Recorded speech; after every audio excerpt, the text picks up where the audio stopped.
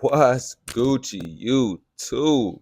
It's Brady, you dig? Marvelous Bluntz, super in the building, man. Just I'm all I'm all amped up right now. I just went to go see a super action movie, man. Mad Max, that new Mad Max. You know what I'm saying? Well, I'm gonna keep it a bean. It's not really the new Mad Max, you know what I'm saying? It's a Mad Max saga. Furiosa, a Mad Max saga, the backstory of Furiosa from the first Mad Max, the little road rage joint with my boy Tom Hardy. We here for the review, Furiosa Mad Max Saga, fresh out, man. Before I get into that, subscribe to Mama's Blunts ASAP Rocky, man. Let's get us to 300 subscribers, man. We almost there. Appreciate all the love so far, man. But let me get right into this, man. This is a prequel to the Mad Max with Tom Hardy in it. It's a background story of Furiosa and, how she goes so hard. You dig what I'm saying? Because I just watched Mad Max early before I went to go see this movie. And I was like, damn, Furiosa was going hard, man. And when I say she go hard in her own story, did she, dog? Man, shout out to them, man. Just picking a good story to actually do a prequel about. Some stuff they do prequels, and it's just too much, man. Like, this was really good, man. This is the better version of Mad Max. I think the Mad Max with Tom Hardy was not a lot of dialogue. I didn't think the story was as strong. I think they did a better job with the story with this one. Like, it was a very good story. And then the action max too matched the story as well. You did. This movie was like 2 hours long, but it didn't even feel like 2 hours. That's how good it was. I feel like it kept me involved with the whole movie all the way from the beginning, from her being a kid to her being an adult. Shout out to Aya Taylor-Joy.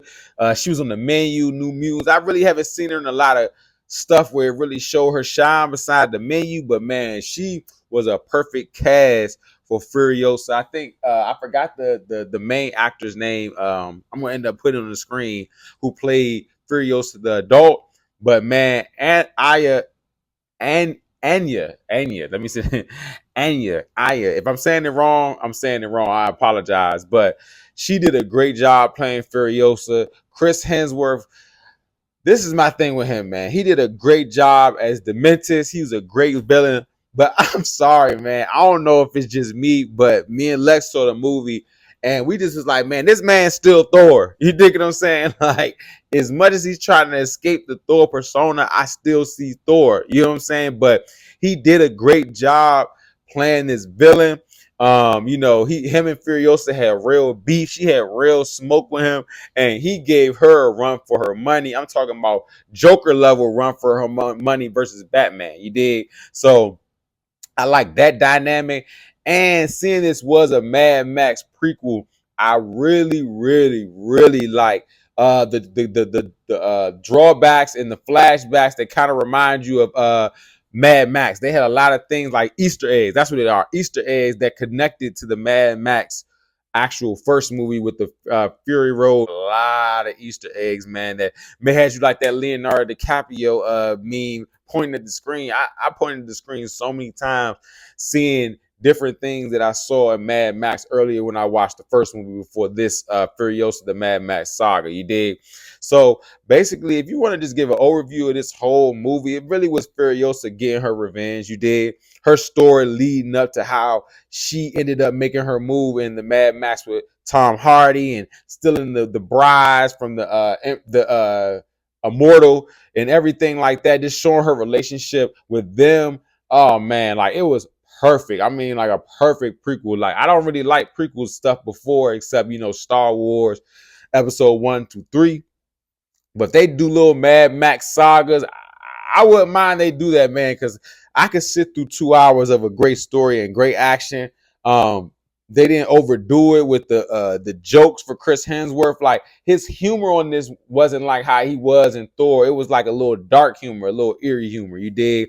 And of course, the biggest thing of Mad Max, the driving, man, they was skirt. This is what Fast and Furious is supposed to be. That's all I'm gonna say. This is what Fast and Furious is supposed to be.